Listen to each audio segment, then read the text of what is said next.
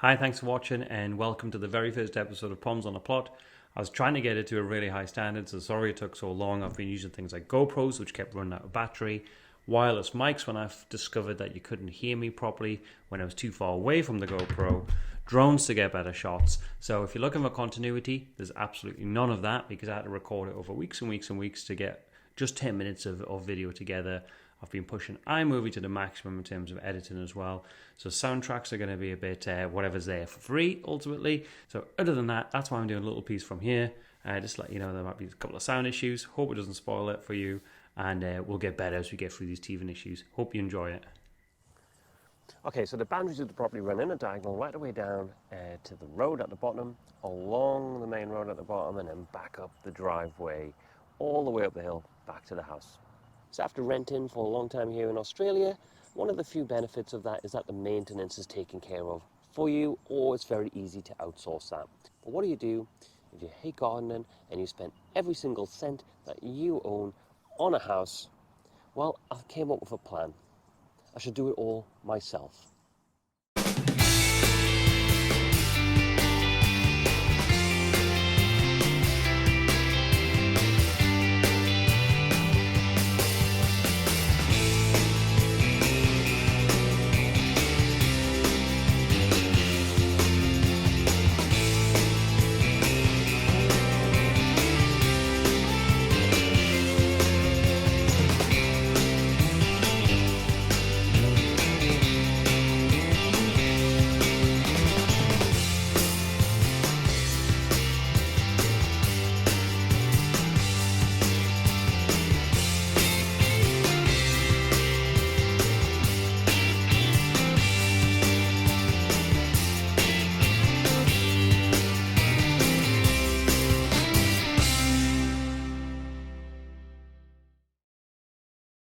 But first off, there's a really important job I've got to take care of, and that's called cutting the grass.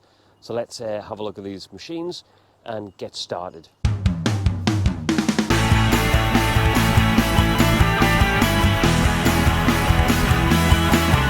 Behold the Cub Cadet.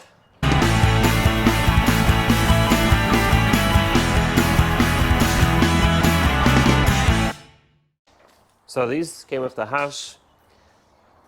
I originally thought there was two, one for the bottom paddock and one for the top paddock, but I've since discovered that the reason why there's two is one's always broken and getting fixed. So hi, me again, just jumping in. After day one of recording, I was just about to show you the rider mowers and everything in the shed, and my GoPro died, unfortunately. So this is the next day, day two. So we're heading on down to the bottom paddock again. So we'll pick the video up there.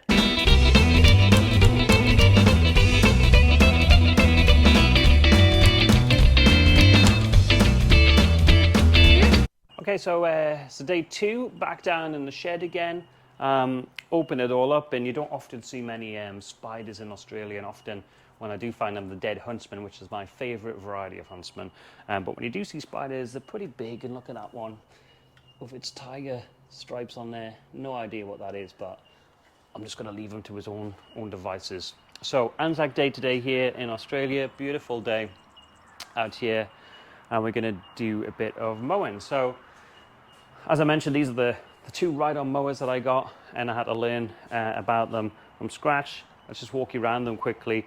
So you've got your cutter position from high through to low, and that changes the level of your blades, and depending on how close you want to cut the grass or how long the grass is when you cut it.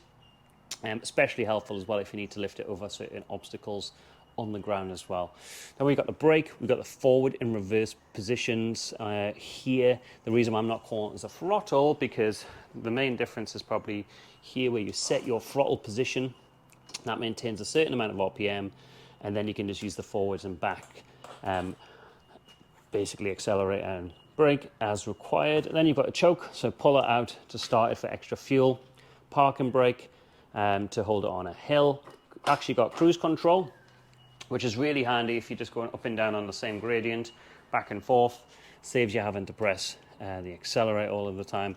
And then there's PTO switch, which engages the blades underneath here, and you can switch those on and off as you need to. The other thing is, you just got to check you've got enough fuel in here. You can see the You might not be able to see that on the camera, but you can see it's got half a tank in there. Always best to check that so you're not stranded somewhere. So yeah, so you'll see there's a place where the battery's missing in this one because that's what I've been charging up on the battery charger. Oil goes in there.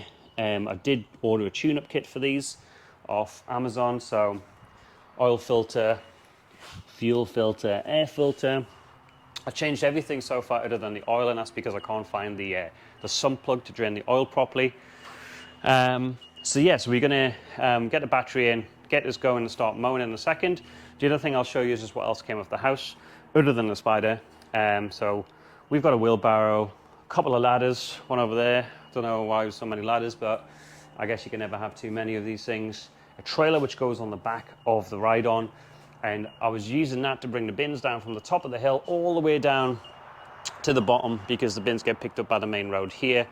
Unfortunately, that's when the belt flipped off here, and I was stranded over by the car just before a massive storm came in, a rainstorm, and I had to literally drag the mower with the car across to the shed, and these actually weigh quite a bit. So I was trying to push it over this bump, over this ramp to get it into the garage, but in the end I gave up, and I was absolutely getting soaking, so I just left it outside for the night, and I was able to fix it a week or so later. And then I've got this go-kart, this contraption here. Haven't used this go-kart yet. It looks pretty powerless, especially using it on the hill. And then a 20-ton log splitter. Again, haven't used that, but who doesn't need a 20-ton log splitter in their life? And so I'm sure that's going to come in handy at some stage and make some pretty good content. But yeah, these do weigh an absolute ton, and I've ended up in Snake Alley a couple of times with a bit of a mishap when the brakes don't work properly. Especially up on the top where it's quite an elevation. So literally got to pick up the front of the mower and manhandle it round, and believe me, they weigh an absolute ton, especially when you're on a hill. But sometimes it's the only way of getting going again and getting the mower out. So let's get going. Let's get this battery in, and we can get mowing.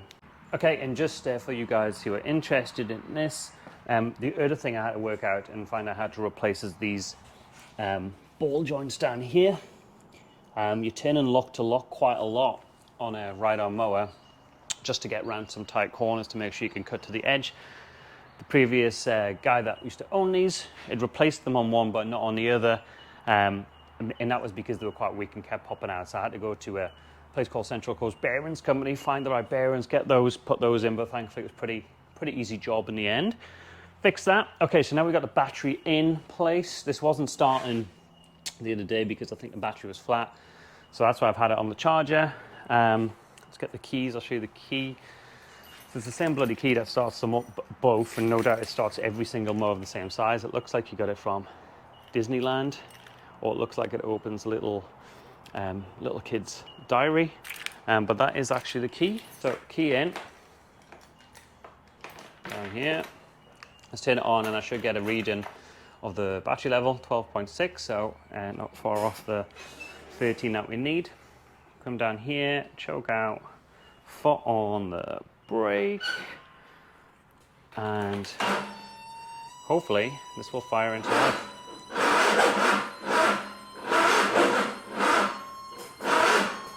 Come on. Come on. Come on.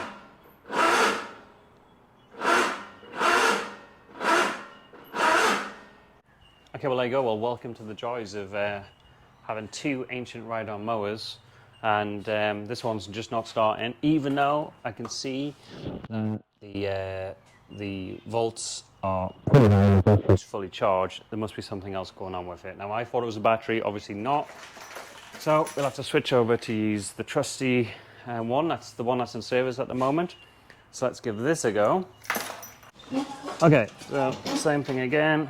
We're gonna choke out, foot on the brake, turn this round, 13.2.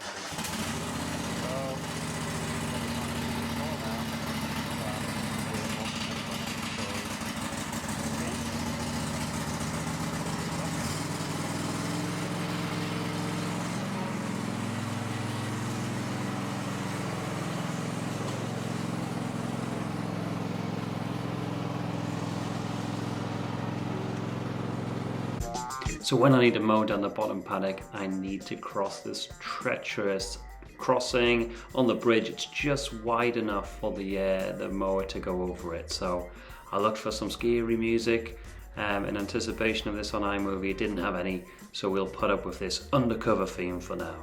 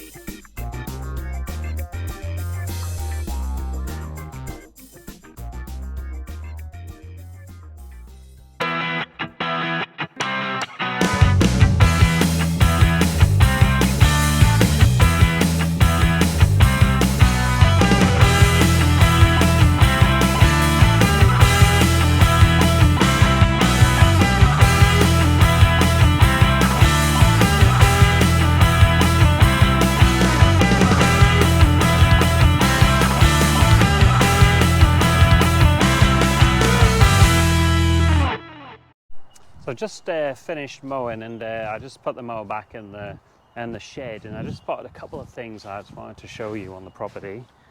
So over here, I spotted this from the road the other day, but it's probably the most perfect looking flower that I have ever seen just on its own. Look at that.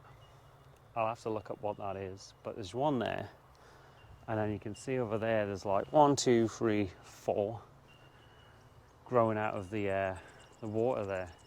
It's amazing how something so beautiful can grow out of this dirty looking swamp mud water. But yeah, a couple there. And then the other thing I noticed, which is obviously this is the first autumn that we're going to be living at this property. Look at the autumn colours on that tree. Absolutely amazing. And the size of it is just unbelievable. So yeah, so great, amazing what you see just going around, doing actually some real practical work, but also being in touch with nature as well.